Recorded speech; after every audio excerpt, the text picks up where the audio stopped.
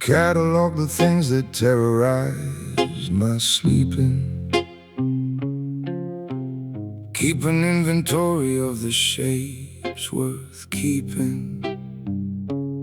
Far from what I crystallize into, a meticulous avoidance of the silhouettes that haunted me. A studied non-compliance with the gravitational pull of what I'd witnessed in the early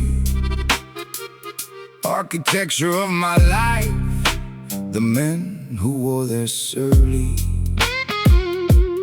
power like a pestilence, who cleared the room not with their brilliance, but with their atmospheric rot, their slow and spreading malevolence. I charted every characteristic, every mannerism noted, built a careful taxonomy of what I most devoted myself to never being. Wore that vow like navigation, steered by what repelled me, called it self-determination. I became what I most feared, not in the cataclysm, in the drift. Each reasonable concession was a millimeter shift, until the aggregate of shifting was a continental rift.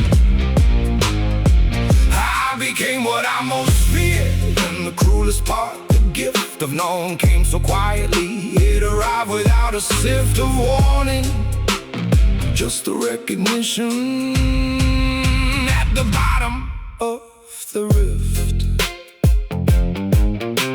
The metamorphosis had no dramatic punctuation, no watershed, no rupture, just the slow sedimentation of 1,000 small abandonments of the original position, each one wrapped in the vernacular of wisdom, of precision, of maturity, of understanding how the world operates. I told myself I'd learn that knowledge navigates away from naivety, but navigation has a compass, and mine it slowly magnetized toward the very promontory I'd sworn to circumnavigate. I looked up once and recognized the coastline, knew those cliffs, had them cataloged and memorized from childhood. From the underside of looking up at what I'd flee, now standing at the summit looking down at who I used to be. I became what I most feared, not in the cataclysm, in the drift. Each reasonable concession was a millimeter shift, until the aggregate of shifting was a continental rift.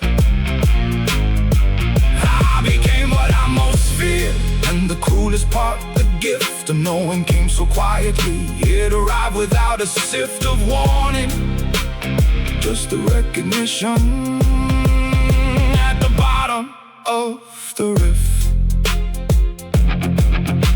The difference between this and the music of the mirror is that the mirror showed the hated man. This goes clearer than that, deeper.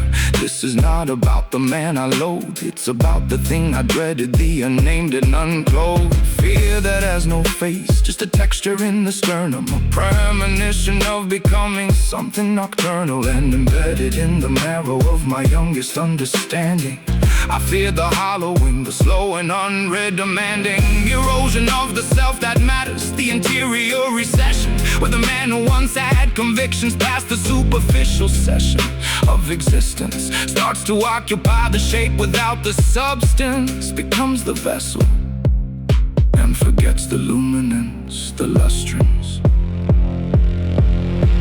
And standing at the basin with the water running cold, I held my hands and counted what the chronicle had told. These hands have orchestrated, have deliberated, have decided, have held the kind of power that left others subdivided into the manageable. And somewhere in that wielding, I became the ambient dread. I spent my childhood shielding myself against not the specific man, the specific feeling of a world contracting around someone else's ceiling. That's what I feared, and that's what I constructed for others without noticing, while I instructed myself that I was different, that my reasoning was cleaner. The fear thing wears your face, it makes the fear feel meaner.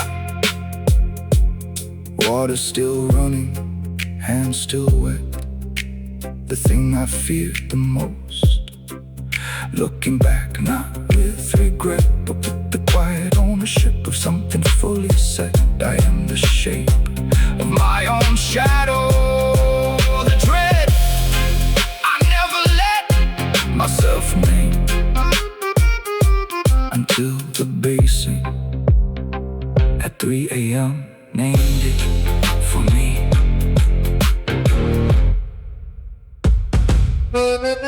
For me.